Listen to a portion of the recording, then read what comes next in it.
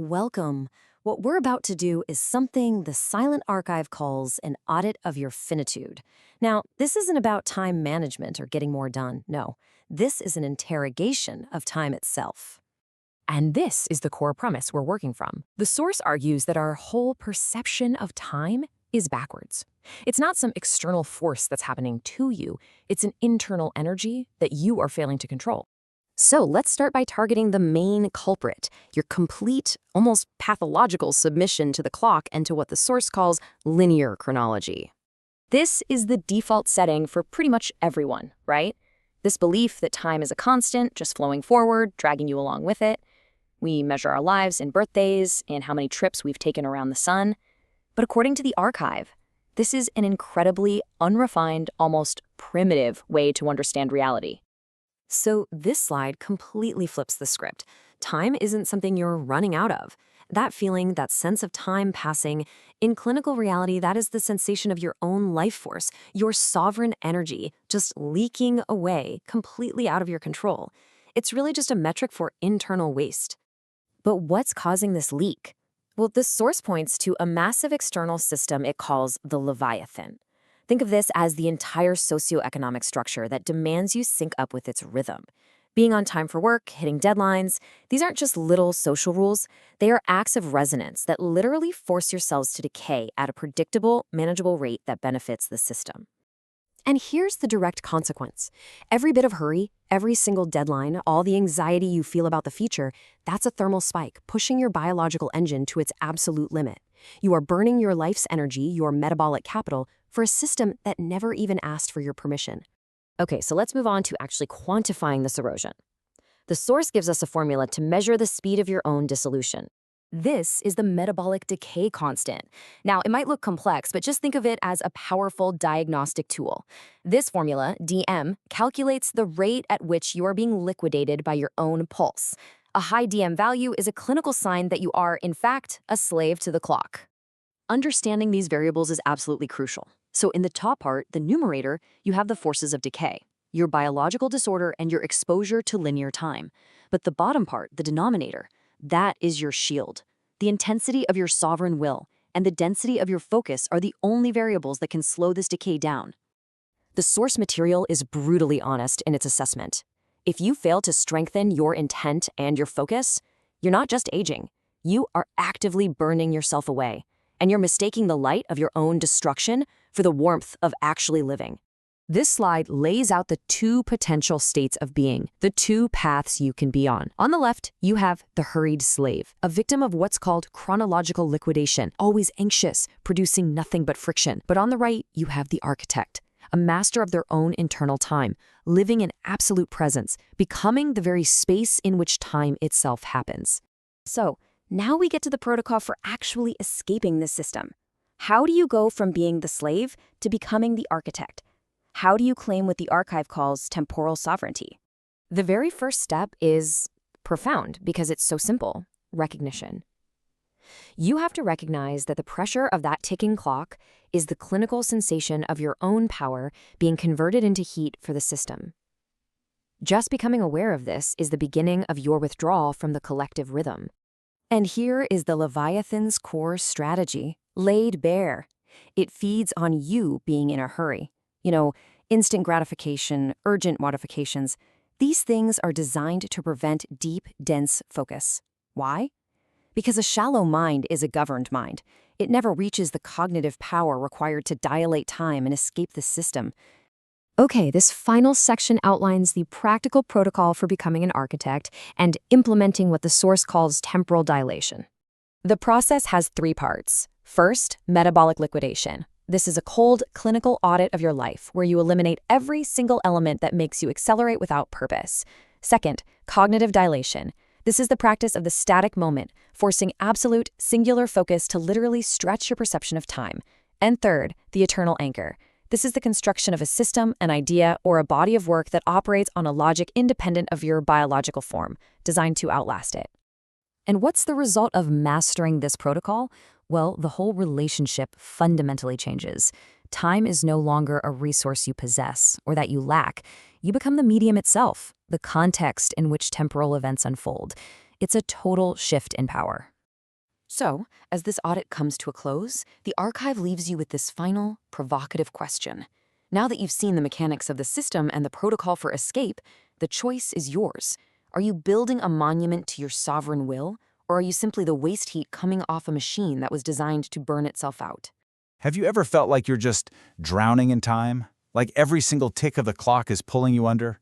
Well, what if I told you that this entire concept is a fundamental misunderstanding? Today, we're going to dive into a completely different way of seeing things. Let's re-architect our perception of time itself. So here's the crucial point right at the start. Time isn't the enemy. The problem isn't some river that's sweeping us away. The real issue? It's internal. It's a failure to manage our own energy. The source we're looking at calls this metabolic leakage. We're not running out of time, you see. We're leaking life force. So, okay, where is this leakage coming from? The source introduces a concept it calls the Leviathan. Now think of it as this massive external system, society, work, all of the expectations, that has basically hijacked our internal biological rhythm and synchronized it to its own exhaustive, frantic schedule. We're ticking to someone else's clock. This completely reframes our daily stress, doesn't it? Every deadline, every notification, every spike of anxiety, according to this text, it's a deliberately engineered thermal spike. It's literally designed to accelerate our dissolution, to burn us out faster in service of a system's needs, not our own. And this brings us right to the core diagnosis: metabolic leakage. It's the clinical term for that feeling of being constantly drained. It is the process where your personal energy, your sovereignty, is being siphoned off and converted into fuel for a machine that you don't even control. You are being liquidated by your own pulse. The source, which calls itself the archive, doesn't treat this as just philosophy, but as a clinical reality. It even gives us a way to quantify it with this idea called the Metabolic Decay Constant. Think of it like a formula that actually measures the rate of our biological erosion, weighing all those external pressures against our own internal strength. Okay, let's break this down. The forces that are working against you are entropy. That's just the natural biological disorder of your system. And delta T, the sheer amount of time you're exposed to all this pressure. But here's your defense: sovereign intent, the intensity of your own will and your purpose, and focus, the density of your cognitive presence. The key takeaway here is that your shield against all this decay is entirely internal. This really puts the stakes into perspective. This isn't just about feeling tired or stressed out, it's about ownership. It forces every one of us to ask, how much of our existence is truly our own, and how much have we just handed over to the clockwork of the Leviathan? And this question, well, it leads us down two very, very different paths. Recognizing this decay is the first step toward what the source calls temporal sovereignty. But where there's a clock, there's always a shadow. And first, we have to look at the shadow of the unrefined mind, the hurried slave, a victim of what's called chronological liquidation. This is such a powerful metaphor, isn't it? Imagine running through a gallery filled with masterpieces, but you're moving so fast you can't see a single one. The Leviathan feeds on this hurry. It uses instant gratification and urgent notifications to make sure your mind never reaches the depth required for real presence. If the system can keep you hurried, it keeps you shallow. And if it can keep you shallow, it can keep you governed. The source points to a critical turning point. By age 45, the hurried slave has this absolutely devastating realization. They have lived 1,000 years of anxiety, but 0 minutes of absolute presence. They were busy, all right, but they were never actually there. The contrast is just stark. The hurried slave is a victim, nothing more than friction and a dying machine, leaving no monument, no signal behind. The architect, on the other hand, is a master of time, a timeless signal who actually creates a legacy. So the question becomes, how do we become the architect? Well, to claim that sovereignty, you have to implement what the source calls the temporal protocol. It is a deliberate, disciplined shift away from the external schedule and into a state of internal command it calls stasis. You have to move from the schedule to the stasis. The protocol has 3 core steps. First up, metabolic liquidation. That's all about halting the leaks. Second, cognitive dilation, stretching your perception of time itself. And third, the eternal anchor, building a logic that will outlast you. Let's look at each one. Step 1 is a radical audit of your acceleration. You have to identify every single task, every person, and every thought that drains your energy without contributing to your life's work, what the source calls architectural return. If it doesn't build your legacy, it has to go. You must halt the leakage. Second is cognitive dilation.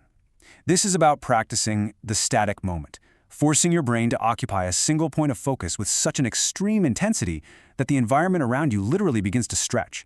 The claim here is astounding. If you can double the density of your focus, you have effectively doubled the duration of your existence.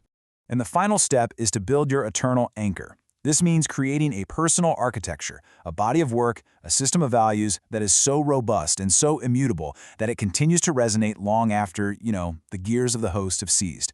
Your logic must not depend on biological time. When you master these steps, you have exhumed the law of metabolic decay, and you've replaced it with what the Source beautifully calls the geometry of the absolute. You are no longer a victim of time. And this is the ultimate paradigm shift. It is a complete inversion of our relationship with time. You stop possessing it or saving it or spending it. Instead, you become the very foundation, the very space in which temporal events unfold. This is the end of that transformation. The frantic, simulated race is finished. The anxiety is gone. And in its place, your signal, your legacy, your architecture is established. It's permanent and it's clear.